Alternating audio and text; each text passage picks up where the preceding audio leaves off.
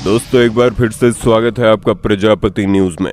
महिला पुलिस बनने के लिए क्या क्या जरूरी है, आखिर कैसे बन सकती हैं महिलाएं पुलिस, किस तरह देश की बेटियां पुलिस में भर्ती होकर जनता की सेवा कर सकती हैं। दोस्तों जैसा कि हम सभी जानते हैं, आज एक ऐसा दौर आ गया है जहां महिलाएं पुरुषों को हर एक क्षेत्र में पछाड़ रही हैं। खेल जगत से लेकर पढ़ाई लिखाई तक हर एक चीज में महिलाएं बढ़ चढ़कर हिस्सा ले रही हैं। लेकिन जब बात पुलिस फोर्स की आती है तो अक्सर लोग यही उम्मीद करते हैं कि लड़के पुलिस में भर्ती हो, लेकिन नहीं, आजकल की लड़कियां भी पुलिस की वर्दी पहनकर समाज सुधार का जिम्मा अपने कंधों पर उठाने के लिए तैयार है। लेकिन अफसोस की बात यह है कि बहुत कम महिलाओं को ये मालूम होता है कि महिला पुलिस बनने के लिए क्या क्या रिक्वायरमेंट होती है, उन्हें किन किन चीजों की जरूरत होती है। अगर आप भी महिला पुलिस बनना चाहते हैं या फिर आपके परिवार में कोई महिला पुलिस की वर्दी पहनना चाहती है तो आपने बिल्कुल सही वीडियो पर क्लिक किया है, क्योंकि इस वीडियो में मैं यानी आपका दोस्त विशाल प्रजापति आपको सारी जानकारी देने तो आया हूं। बस वीडियो में मेरे साथ अंत तक बने रहिए। लेकिन हाँ, वीडियो शुरू करने से पहले एक छोटी सी रिक्वेस्ट है। वीडियो के नीचे रेड कलर का सब्सक्राइब बटन दिख रहा होगा, उस पर क्लिक करके सब्सक्राइब कर लें और साइड में बेल आइकॉन भी दिख रहा होगा, उस पर भी क्लिक कर लें ताकि आपको वीडियो मिले सबसे पहले। दोस्तों पुलिस ऑफिसर का पद बहुत ही जिम्मेदारी वाला होता है। कोई भी मुंह उठाकर पुलिस ऑफिसर नहीं बन सकता। इसके लिए प्रॉपर एजुकेशन, ट्रेनिंग और फिजिकल एबिलिटी की जरूरत होती है। ऐसे में अगर हम महिला पुलिस कर्मियों की बात करें तो उसमें महिलाओं के लिए जनरल कैटेगरी की आयु सीमा 18 से 25 साल के बीच होनी चाहिए, जबकि अदर बैकवर्ड कास्ट और SC/ST वालों के लिए एज लिमिट में 5 साल की छूट भी दी जाती है। इसी के अनुसार महिला पुलिस कर्मी में भर्ती होने के लिए जनरल के अलावा बाकी कैटेगरी की महिलाएं 18 से 30 साल के बीच में आवेदन कर सकती है। अब अगर हम योग्यता के बारे में बात करें तो दोस्तों वैसे तो पुलिस विभाग में बड़े पदों के लिए आपका ग्रेजुएट होना बहुत जरूरी है, लेकिन होमगार्ड बनने के लिए महिलाओं का कम से कम 10वीं पास होना जरूरी है और पुलिस कांस्टेबल बनने के लिए महिलाओं को 12वीं पास होना जरूरी है। अब इसमें 12वीं और 10वीं आपने किसी भी विषय में क्यों ना की हो, इससे फर्क नहीं पड़ता। अगर आप 12वीं पास है तो कांस्टेबल के लिए अप्लाई कर सकती है। लेकिन अगर किसी को सब इंस्पेक्टर बनना है तो उसके लिए महिला कैंडिडेट का ग्रेजुएशन पास होना जरूरी है। और दोस्तों यहाँ भी फर्क नहीं पड़ता है कि आपने किस विषय से ग्रेजुएशन की है, BA से लेकर BTech तक आप किसी भी फील्ड से ग्रेजुएट हो, बस आपका ग्रेजुएट होना जरूरी है। वैसे दोस्तों आपकी जानकारी के लिए बता दूं कि सब इंस्पेक्टर यानी कि दरोगा के रूप में 10 साल कार्य करने के बाद जो प्रमोशन होता है वो पुलिस इंस्पेक्टर के रूप में होता है और फिर कुछ सालों बाद दोबारा से प्रमोशन होता है और DSP का पद मिलता है और उसके बाद ASP का पद मिलता है। यानी कि जितना ज्यादा एक्सपीरियंस होता है उतनी बड़ी पोस्ट मिलती है।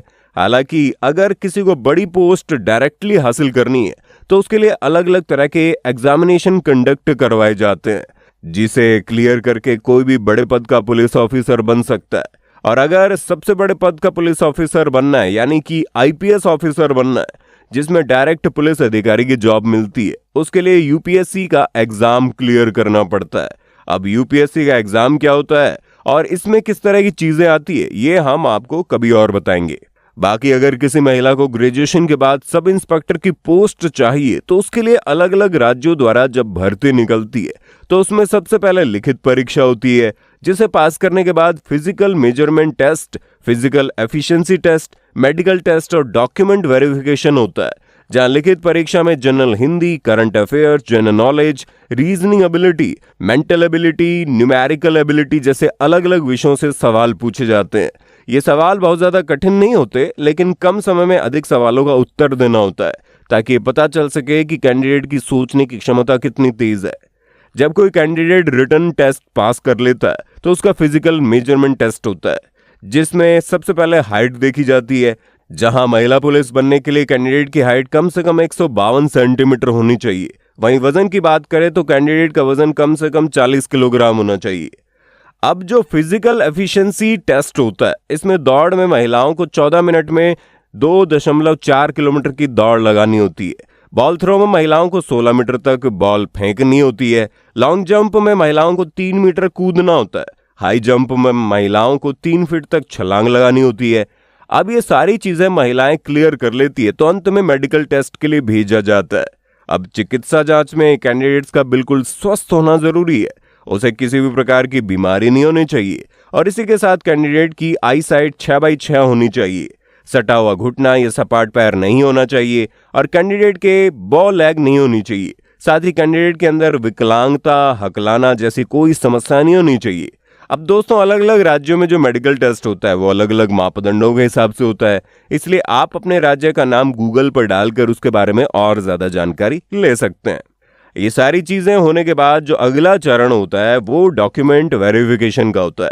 इसमें कैंडिडेट का 12वीं और 10वीं का मार्कशीट के साथ ग्रेजुएशन किया है या कोई डिप्लोमा किया है तो उसका सर्टिफिकेट, जाति प्रमाण पत्र, स्थायी निवास प्रमाण पत्र, चरित्र प्रमाण पत्र और 10 फोटो चाहिए होती है।